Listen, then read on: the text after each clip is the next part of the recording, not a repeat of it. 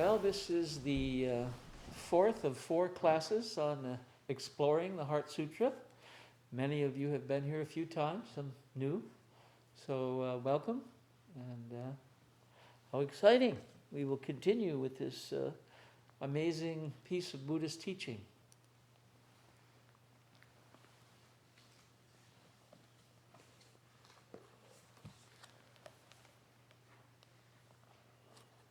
I'll open it up with the longer version of the Heart Sutra. This is in the Dalai Lama's text. I read it each week, and thus we will begin. Blessed Mother, the heart of the perfection of wisdom. In Sanskrit, Bhagavati Prajna Paramita Hridaya. Thus have I once heard. The Blessed One was staying in Rajgira at Vulture Peak, along with a great community of monks and a great community of bodhisattvas. And at that time, the Blessed One entered the meditative absorption on the varieties of phenomena called the appearance of the profound.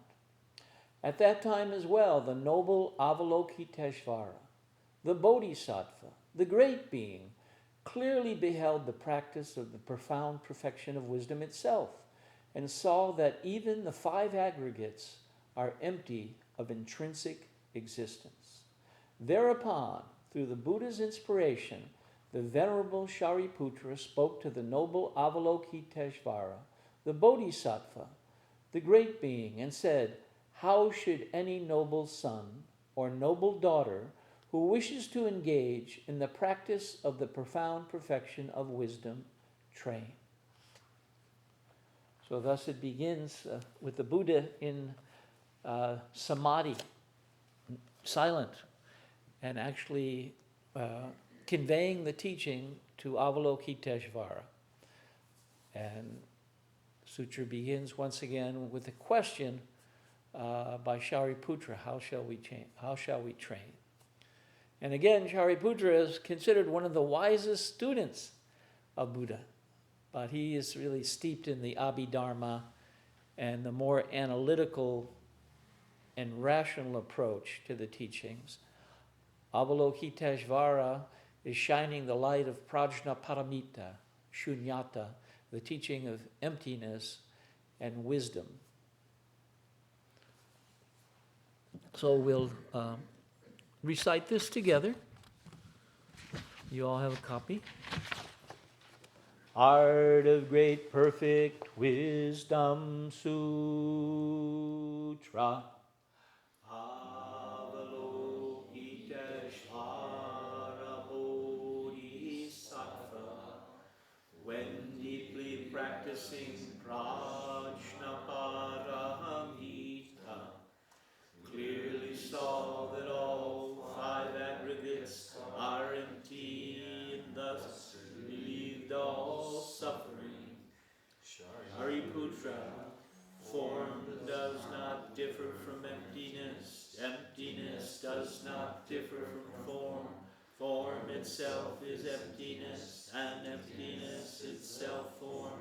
Sensations, perceptions, formations, and consciousness are also like this. Shariputra, all dharmas are marked by emptiness. They neither arise nor cease, are neither defiled nor pure, neither increase nor decrease. Therefore, given emptiness, there are no forms, sensations, perceptions, formations, or consciousness, no eye, ear, nose, tongue, body, or mind, no sight, sound, smell, taste, touch, or objects of mind, no realm of sight, and so forth down to no realm of mind consciousness. There is neither ignorance nor extinction of ignorance, and so forth down to neither old age and death, nor extinction of old age and death, no suffering, no cause, no cessation, no path, no knowledge, and no attainment. With nothing to attain, a bodhisattva relies on prajna paramita, and thus the mind is without hindrance. Without hindrance, there is no fear. Far beyond all inverted views, one realizes nirvana.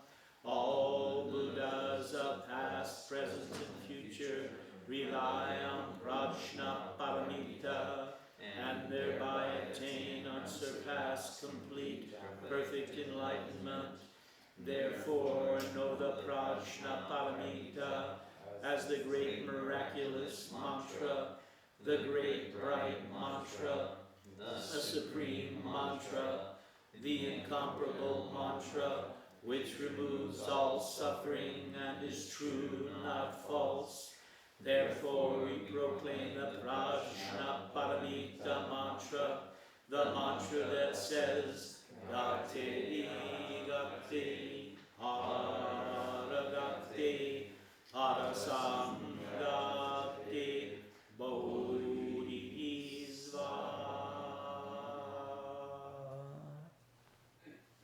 Wonderful. Please. I don't know if it's an appropriate question, but I just have to ask, is there the difference between chanting it versus the way you chant it, which sounds more like singing to me? Is there like any significance or importance of chanting it versus putting your own like flair on it? No, that's a very good question, because there's chanting and then there's recitation, and because I chant it twice a day in the morning and at night for years, it just comes out a certain way. So I don't know. It's nice. Yeah. I mean, I practice it. So, if you sang every day, it would be a certain... they're both very relevant. It's just how it comes out of me. But they're both very important. And I would highly recommend, for those that are interested in this sutra, really the life of it, a good part of the life of it, is actually reciting it. You can study books. There's a number of books. They're wonderful if that's your inclination. One doesn't have to do that at all. But, there are some great commentaries on, like, what's going on here anyway? Because a lot of it is kind of somewhat nonsensical. There's a lot of negations and so forth, and you go, what really is going on? So if one's new to it, that's... when I first encountered it here, it was just perplexing. But I'm fascinated with lyrics to pop songs, poetry, and I go, wow, I'm kind of interested in this. What's happening? So different. And so it's good to chant it. Very important. Do you think there might be a difference in the way it's chanted in like India, China, Korea, Japan? Oh yeah, for sure. I mean, I'm not that knowledgeable about it, but today I was listening to Thich Nhat Hanh and his Sangha chanting it. Mm-hmm. And it's very melodic and song-like. Mm-hmm. But again, they're practiced. They do it daily, and it develops a certain resonance. That's a nice recording. You can Google that. They have a picture of Thich Nhat Hanh, and it goes on for an hour. They just keep repeating it. So I listen to it rather than watch television. That's interesting what you were saying about you can study it and read commentaries, or you can just do it. Every day. Yeah. I was listening to a talk online. Karen Armstrong. Mm-hmm. She was talking about how when she was a nun, she was saying that they never read the Bible. They chanted everything. Uh-huh. Everything was recited and chanted. They hardly ever read anything. They did it all through chanting. Yeah. Well, it wasn't that long ago. Most people in the world didn't know how to read. Mm-hmm. A lot of religion, they conveyed the message through art, through painting, sculpture, song. and so forth. Alan Watts, who's a great champion of Eastern religion in the 20th century in America, he said there was a great loss when the Latin Mass wasn't done in Latin anymore, because it had a certain magic to it. You know, you didn't have to understand the words, but it had a certain spirit and sound and so forth. It was quite beautiful. So, and we chant here, 5-6 days a week. We're chanting sutras and reciting, so they have different flavors as you come. Some are more like song and some are recitation. So there's a mix. Yeah. Oh, sorry, we didn't get the name of the person on Zoom. Oh. Hi there. I like that. Thank you for.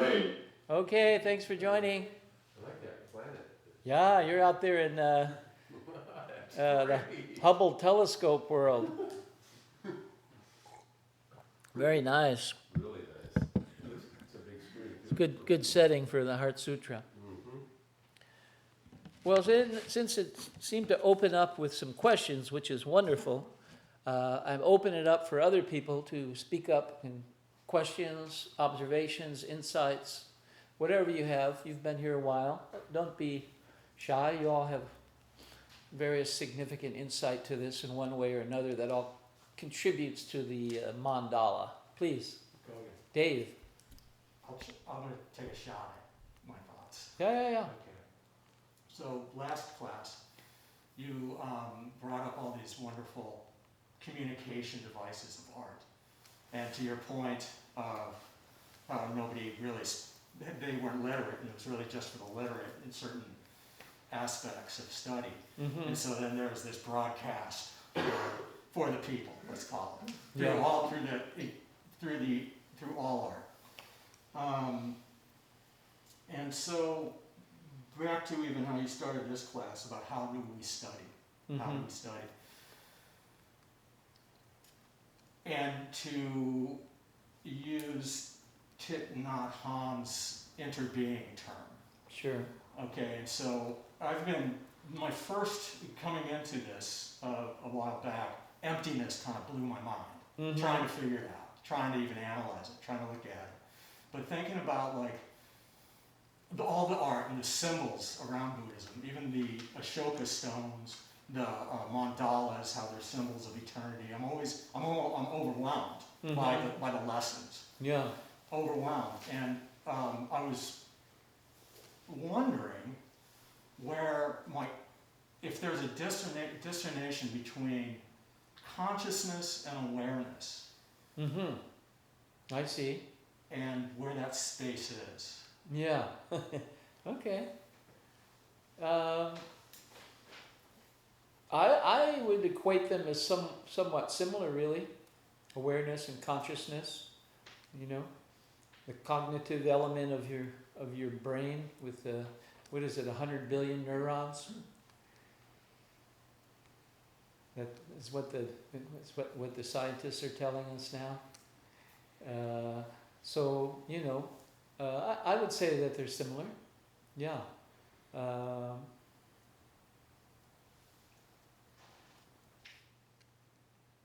And in relationship to what he just brought up relative to last week, we did cover a bit of territory. But one of the things I talked about was mandalas, which many of you or all of you are familiar with in one way or not. Like, for instance, the great rose windows of cathedrals in the Middle Ages, particularly like Chartres in France that goes back 800 or 900 years or more. It's a magnificent mandala in stained glass. And I talked about mandalas in 3 different aspects. That the Tibetans do sand paintings, and they'll go around the world and do a ceremony, and they'll do this very elaborate sand painting with these different crushed pigments and sand and stone and gems and what have you. And it's for healing. It's a visual prayer. And the Navajo Indians in Arizona also do sand paintings, and there was never any known physical connection between those 2 cultures historically. And the Navajo shaman would also create sand paintings, specifically for healing, where the person that they're treating sits inside the mandala. And then there's Carl Jung, the great Swiss psychologist who's studied thousands of human beings and psychology and dreams, and found that people that are mentally imbalanced, that's not a negative statement, possibly even insane, and children would also create mandalas, attempting unconsciously to create some kind of wholeness. So there's all this going on with mandalas. Anyway, that's what you brought up, so I'm just responding to that because some people didn't hear it last week. Anyone else, please?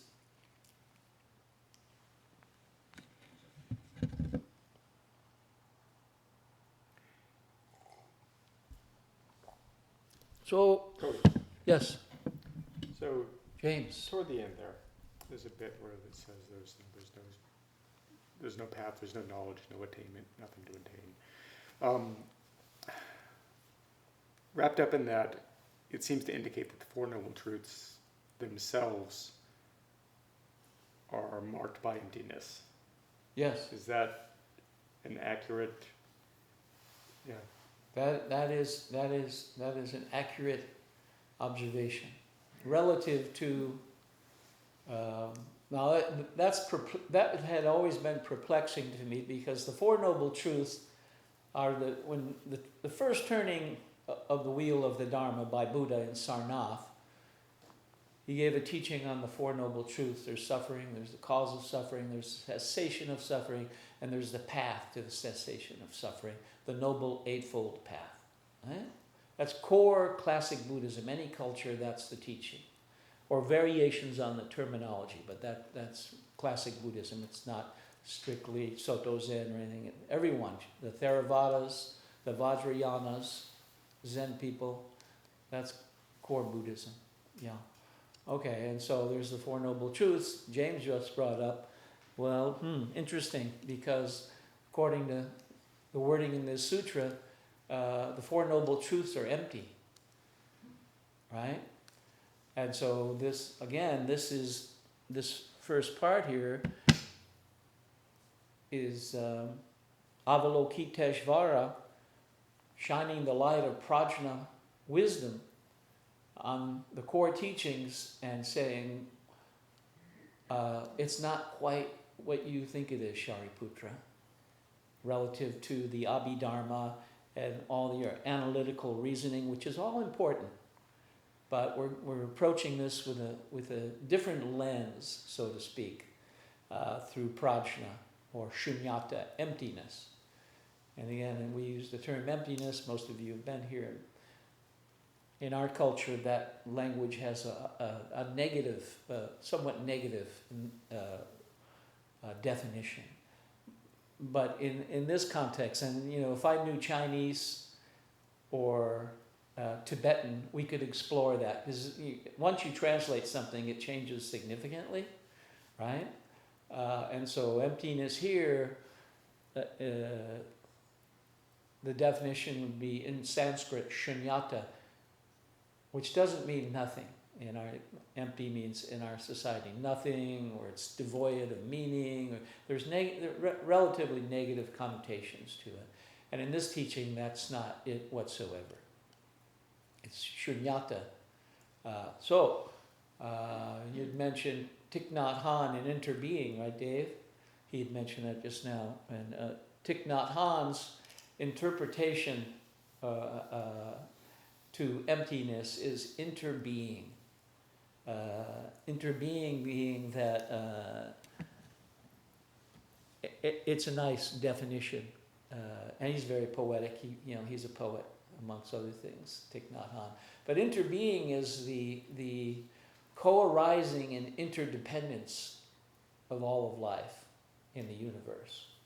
So interbeing, you inter-are. So part of the heart of emptiness through shunyata in this teaching, and what Thich Nhat Hanh is illuminating, interbeing is that we are all, life is interdependent.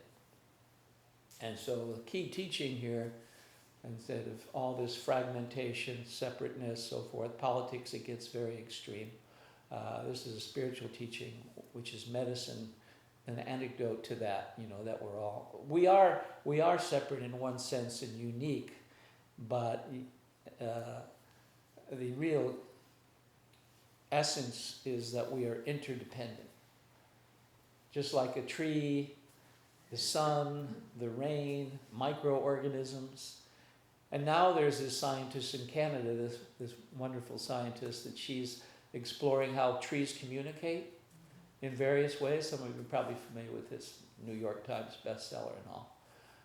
I just got the book. I haven't read the next one yet. So trees communicate in various ways. So what's interesting is humans with their intellects and knowledge, which is wonderful. We see the world a certain way and define it a certain way. And artists expand on that, and sometimes scientists too.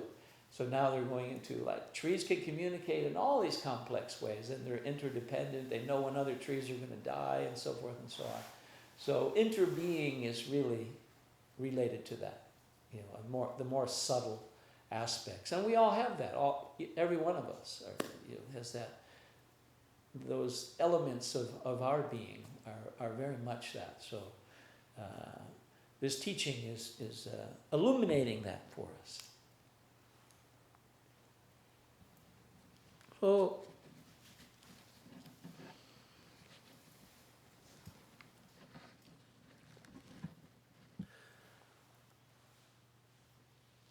with nothing to attain, a bodhisattva relies on prajna paramita, and thus the mind is without hindrance. Without hindrance, there is no fear. Far beyond all inverted views, one realizes nirvana. So this is quite the statement after all the negations that Avalokiteshvara has gone through in response to Shariputra's question. With nothing to attain, all this is about attaining enlightenment at the beginning, and now he's saying there's nothing to attain. So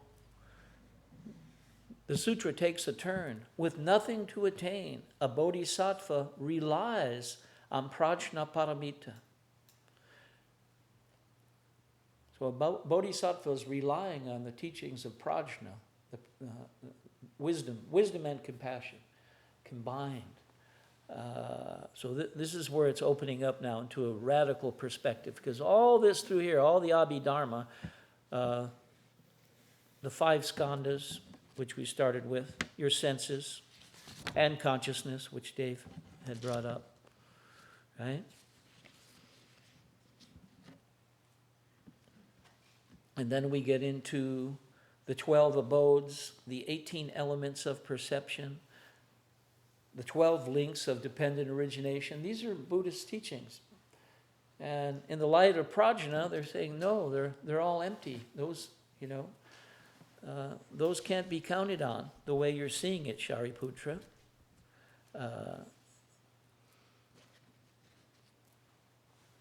Far beyond all inverted views. So Chase was here 2 weeks ago, and he asked, what are the inverted views? And I says, we'll get to that. So now I'm getting to it. But Chase isn't here. He is, but he's somewhere else too.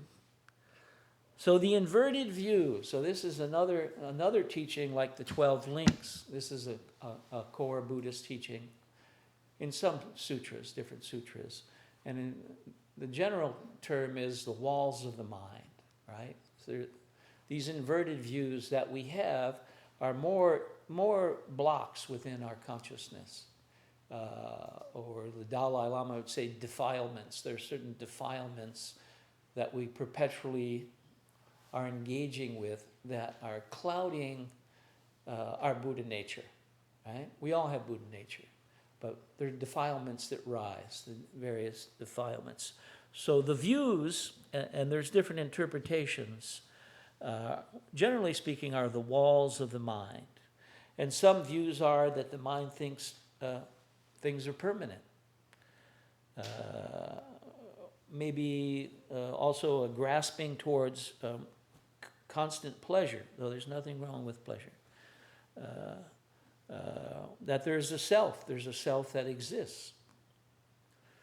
And these are the views, these are the inverted views. And again, with the light of prajna, Avalokiteshvara goes, no, those are clouding the truth of prajna. So it's far beyond all inverted views, one realizes nirvana. Okay? All Buddhas of past, present, and future rely on prajna paramita and thereby attain unsurpassed, complete, and perfect enlightenment. So all Buddhas are not relying on all of the factual information, although that's an element. When Buddhas are aware on two planes, at least, the ultimate and the provisional, simultaneously. And most of us we're on the plane of the provisional.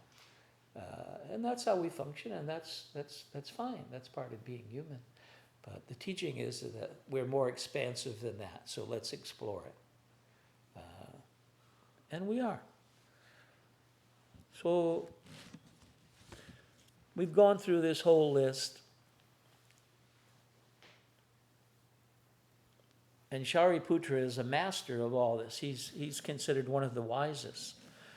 And so now, he is given this deep teaching with Buddha in silence, which I love.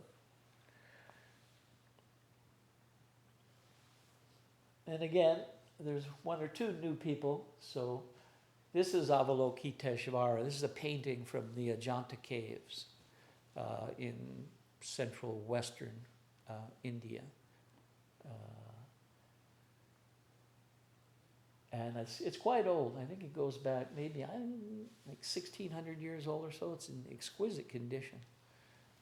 And these caves, and there's the person in this room that's been to them. The stone has all been carved in sculptures and paintings everywhere. And it's considered one of the art treasures of India. It's not Hindu art, it's Buddhist art. It's Buddhist art. It's not Vedic culture, though it's influenced by that, like the headdress here and so forth. And again, right up in the top of the headdress, and then there's a sculpture as you enter out there. That's Avalokiteshvara. Right up here, there's a little figure on the forehead in this headdress. Amitabha Buddha, the Buddha of infinite light. And that's Avalokiteshvara's teacher, which I thought was always amazing. I didn't know that. I go, oh, yeah, it's like getting pretty heavy. And again, in China, it's Kuan Yin. In Japan, it's Kanzian or Kanan. In Tibetan, it's Chenzerig. If you go to Vietnam or Mongolia, there's other names. And again, Avalokiteshvara is the only bodhisattva that is either male or female or both all over the world. There's no other bodhisattva like that, which I find quite interesting now with transgender and so forth, which is not a new phenomenon, but it's expanding. Avalokiteshvara has already been there. And in Jungian psychology, all humans are both female and male.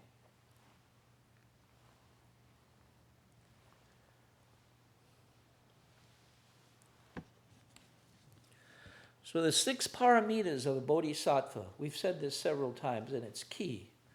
The 6 paramitas, the teachings of the bodhisattva. Generosity, that's key in Buddhism, dana, or generosity. That turns the wheel. The Buddha and his disciples lived by alms. They owned nothing but a robe, a bowl, maybe a needle and thread, and so forth. They were renunciates. But the society supported renunciates. You got to have that or it won't function. And so they lived by alms. So they would go out on their daily rounds with a bowl, and people would give them food. Generally speaking, traditionally, it was one meal a day, the noon meal. That's how they lived, by alms. So mendicants. India still has mendicants, sadhus, and what have you. America, not so much. But they will be coming. That's for sure. And so this temple functions by dana. We don't charge for anything, actually. So our whole sustenance is people donate to us, whether that's a bag of oats or a little bit of money, whatever it keeps us going so that we can turn the wheel of the Dharma, keep this going. Everyone's welcome, and we share the teachings. So that's dana. That is key to Buddhism, dana, generosity. And it's key to society. That's how society, the best of society, functions.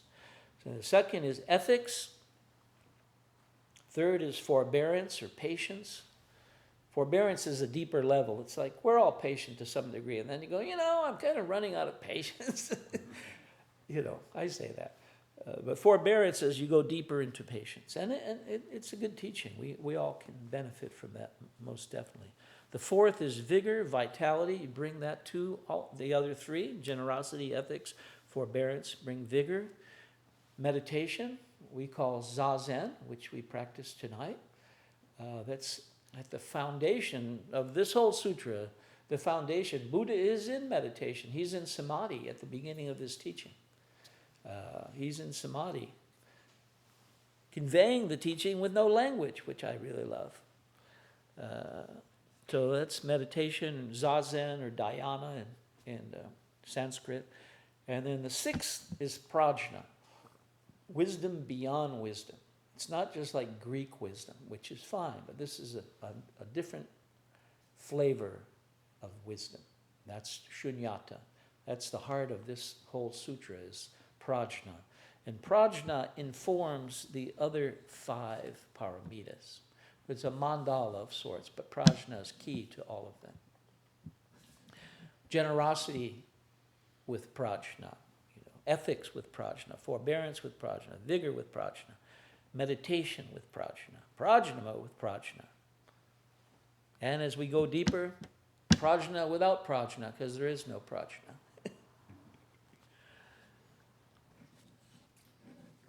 Yo. So with some things, there's like a symmetry. So with each of these parameters, is there a corresponding defilement or inverted view? Yeah, there is. Yeah.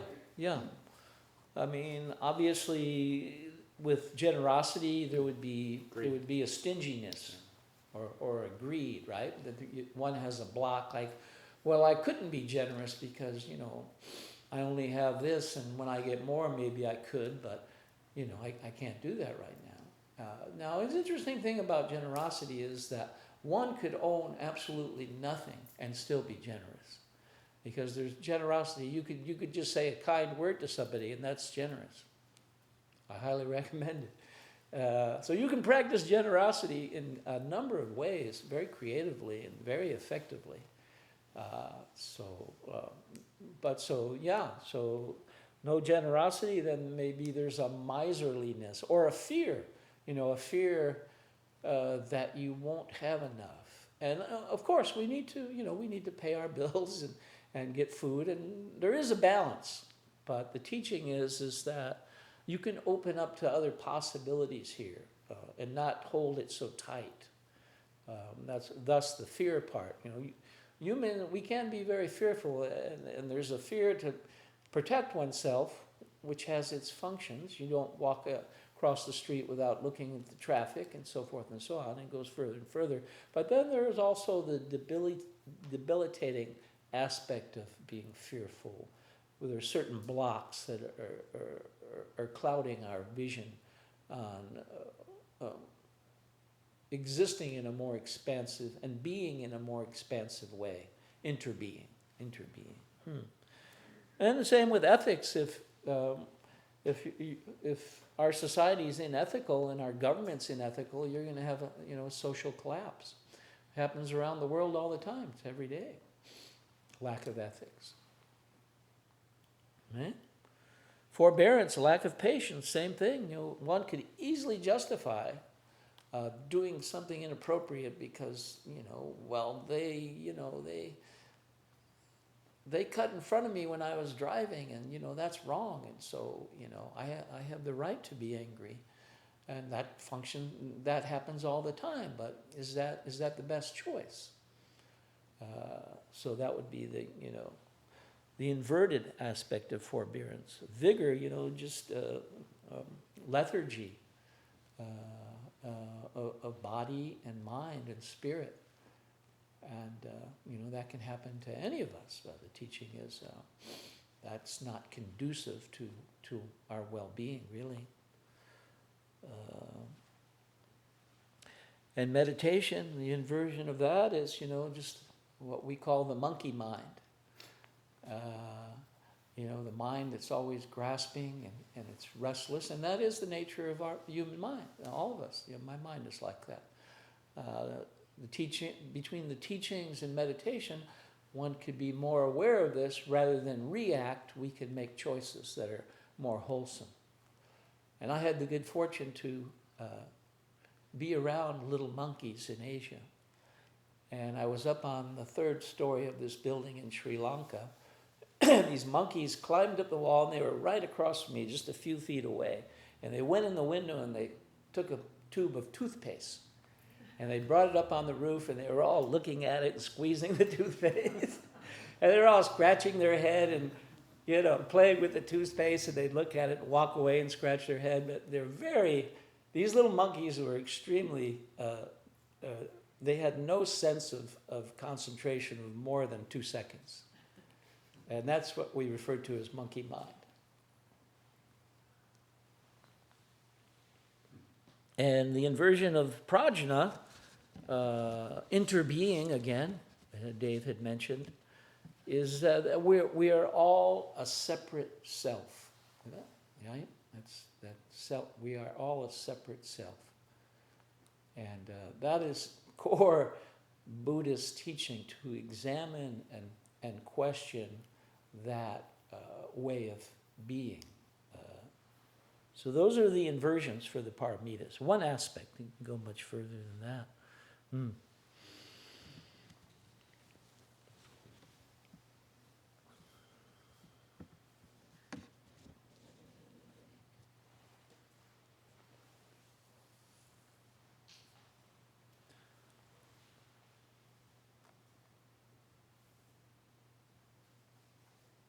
All Buddhas of past, present, and future rely on prajna paramita and thereby attain unsurpassed, complete, and perfect enlightenment.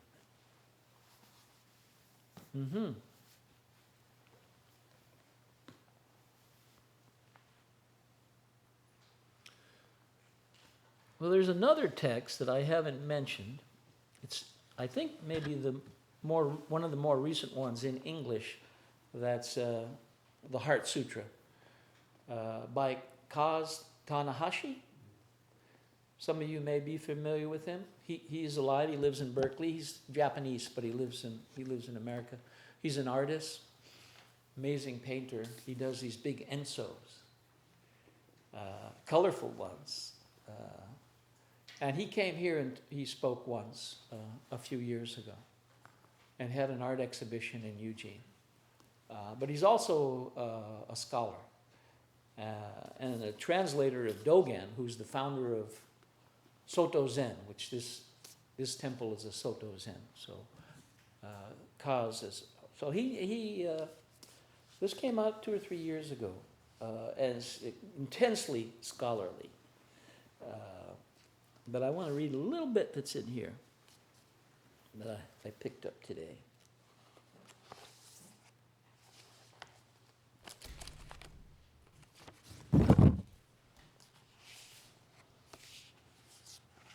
In the autumn of 629, 26-year-old Yuan Zhang broke the Chinese imperial prohibition on traveling abroad and set off on a journey westward.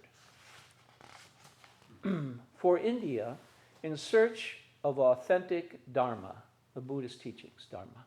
After diligently seeking out the best scholars in Buddhist philosophy and extensively studying Mahayana as well as earlier scriptures in Shu, the Sichuan in western China, and Qiang, the capital city of the newly formed Tang Empire, he realized something crucial was lacking.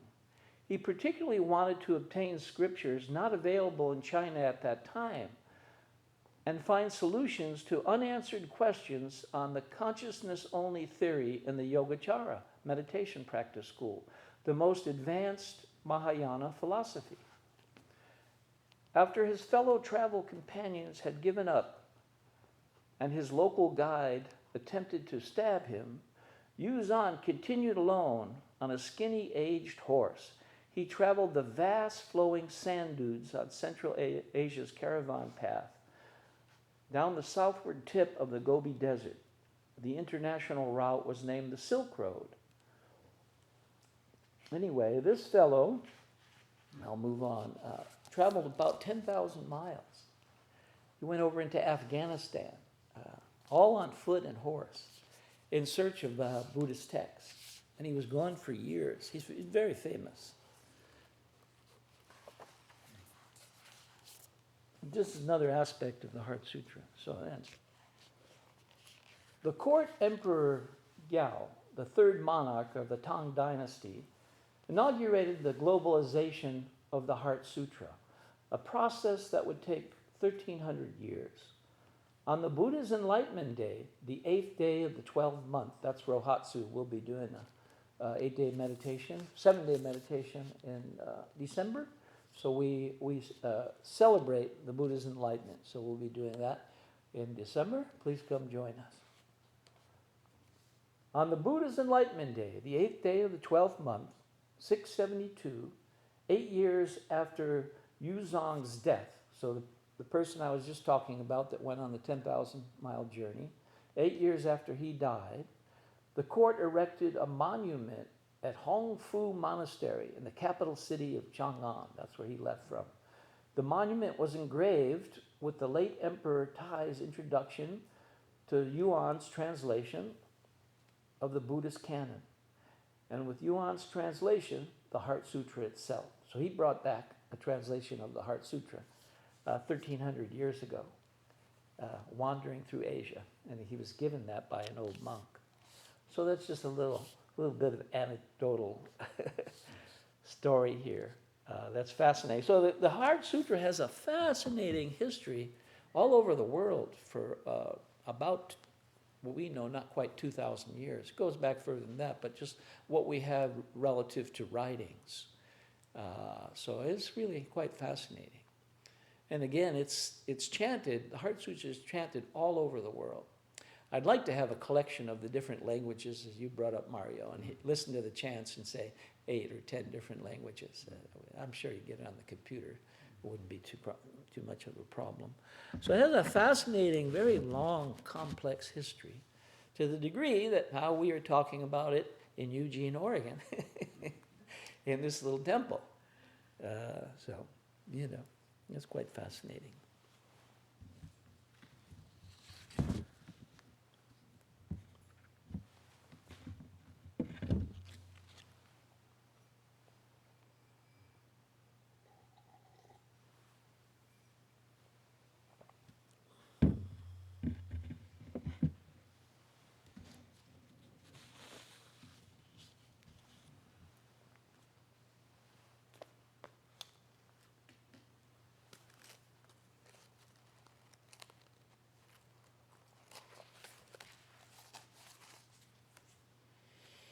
This is Red Pine, the Heart Sutra.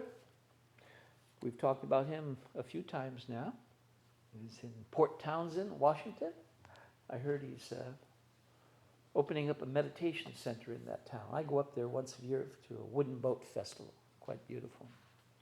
All these magnificent wooden boats, different shapes and colors, and really nice. Thus, the word around which this mantra and this entire sutra resolves is beyond. After negating the categories of the Abhidharma, this sutra refuses to set up another category or a set of categories. Whatever it is, this teaching is beyond it, including it's beyond itself. This is the function of this mantra, to go beyond language and the categories in which language imprisons us, and to lead us into the womb of Prajna Paramita, which is the gone beyond, the gone completely beyond. So, as we're moving towards the end of the sutra, that's an interesting little perspective on what's going on here with this. Therefore, know the Prajna Paramita as the great miraculous mantra, the great bright mantra, the supreme mantra, the incomparable mantra, which removes all suffering and is true, not false. So that always struck me as quite a profound statement. It removes all suffering. I go, wow, how's that happen? You know, there's a lot of suffering out there, including in my own being to a certain degree here and there. You know, so it's like, wow, how is that possible? Really, that's quite a statement.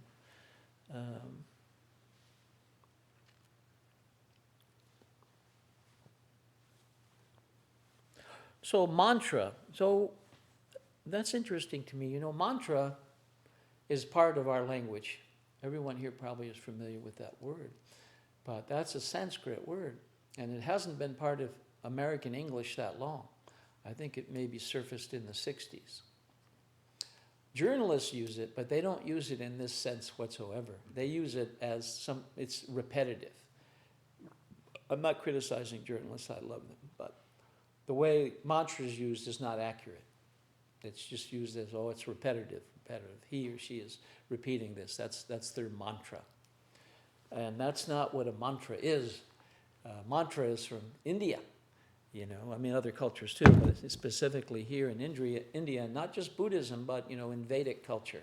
So you would take sacred syllables, sounds that had a certain resonance, and your guru or whom you're studying with, you would be given this mantra, and you would chant that mantra, right? And one of the functions of mantra is to protect the mind.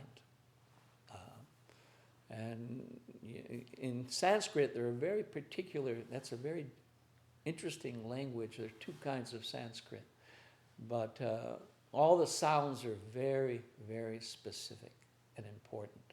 So then you would be given a mantra, and these mantra would have a certain resonance, you know, like certain songs, you know, that really strike us, or someone's voice that has those qualities. So a mantra is very important. And so it's now part of our language, like karma is part of our language. Actually, John Lennon wrote a song, Instant Karma, in like 1971, 1972. Instant karma is going to strike you.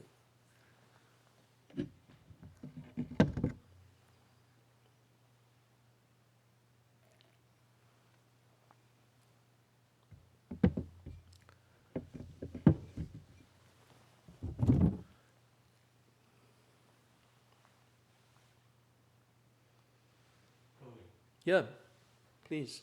To that point, is it then implied that the mantra is like a sacred resonance that has been transmitted through the ages, so that even beyond the words, our maybe inner recitation of it is an avenue of exploration? Most definitely. Most definitely. But also, I would like to point out here that this whole sutra is written in English, in Roman letters, right? But you get to the very end, which is the mantra. Gate gate, that's not translated. That's transliteration. It's not the words, it's the sound. So to honor that, when they translated this sutra, they didn't translate the mantra because it can't be translated, but it's a sound that it's transliteration. And so, yes, to answer your question, this is really, this is the heartbeat of the whole Heart Sutra, is the mantra. So, therefore, know the Prajna Paramita as the great miraculous mantra, the great bright mantra, the supreme mantra, the incomparable mantra, which removes all suffering and is true, not false. Therefore, we proclaim the Prajna Paramita mantra, the mantra that says, Gate, Gate, Paragate, Parasamgate, Bodhisattva. And it can be translated to some degree, Gate, Gate. So Gate, gone. Gate, gone. Paragate, gone beyond. Parasamgate, gone completely beyond. Bodhisattva, hail awakening. Roughly, that's using language, but again, they're saying that that's quite a limited interpretation, but that's a sketch of what it is.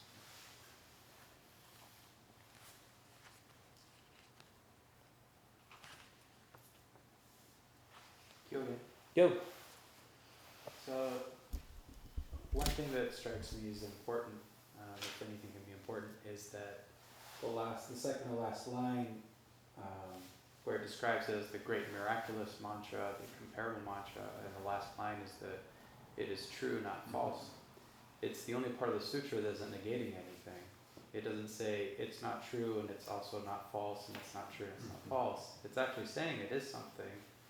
Right. I find that striking and important. Yeah, it's a good point. And if you study the text, they'll go into all the complexities of that. But yeah, good observation. Which removes all suffering. And it's true, not false. It's true in the spirit that it will remove suffering. And not false. And yet, even that is actually leading up to the next part, which is that's language, it's helpful and it's necessary, but it falls short. But good observation.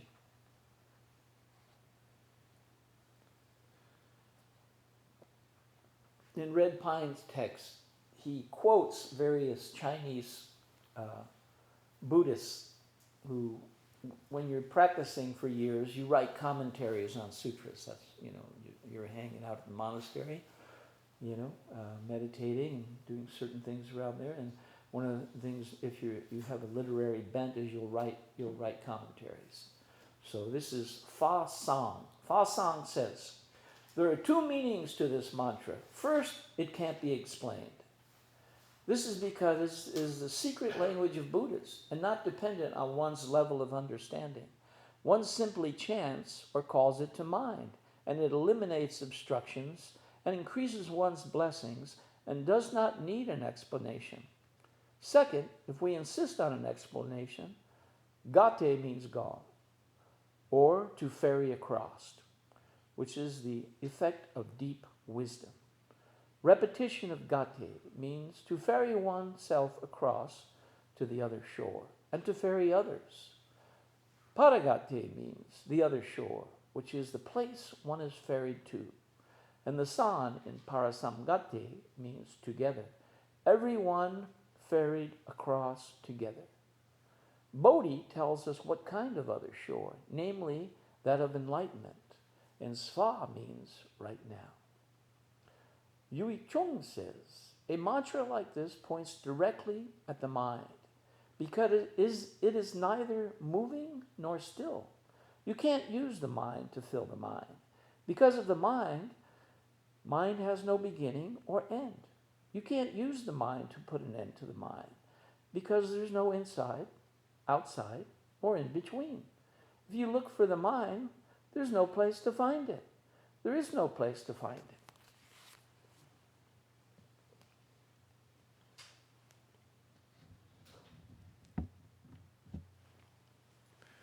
So we're experiencing this when we sit zazen here before class.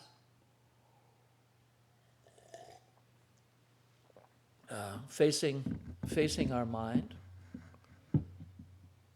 Actually, tomorrow morning, 4 a.m., we begin a sesshin, 4-day sesshin, which will end on Sunday with 4 people receiving the Buddhist precepts. So in sesshin, that's a turning towards the mind. So throughout the day, for many periods of zazen, ultimately there's only one period. We're facing the mind, and each of us is coming to our own mind, which is very specific. The teachings and the walls of the mind, they're all there with each of us. So we have the opportunity to face that. That's why we study meditation.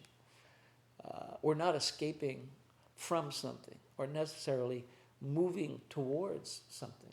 We're just there, being with, our mind.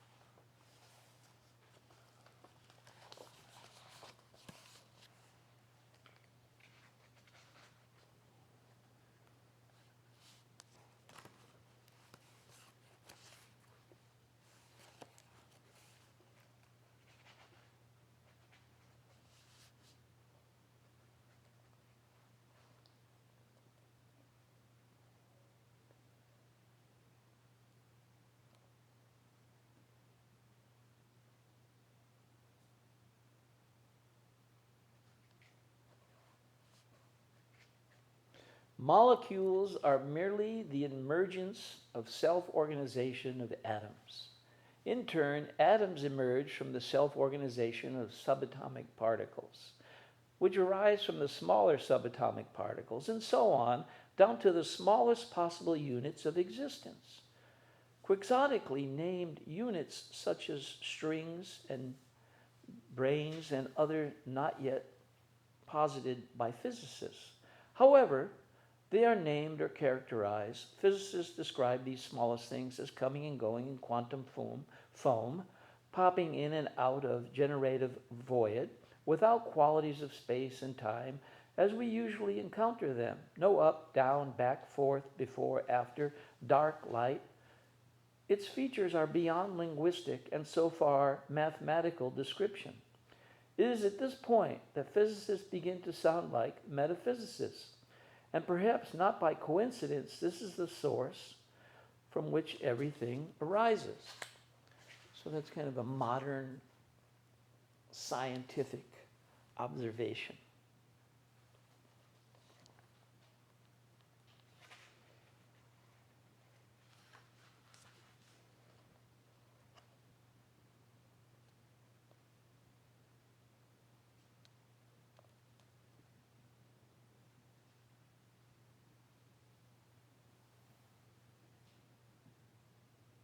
The process of Buddhist understanding, including the understanding of the Heart Sutra, and the process of scientific research are completely different. In fact, the characteristics of their logic are completely opposite. The former is intuitive and self-experiential, calling for faith and spiritual practice. The latter is intellectual, calling for doubt and physical proof. And yet the teachings of the Heart Sutra can, at times, not only inspire scientists, but help point them in the direction of new and visionary studies. The results of rigorous scientific research may also be in accordance with the new perspectives on its teaching. This has the potential to continue infinitely while science develops and the study of the sutra deepens.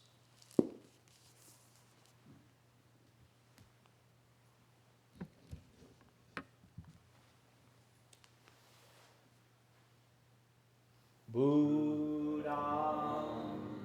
saranam gacchami.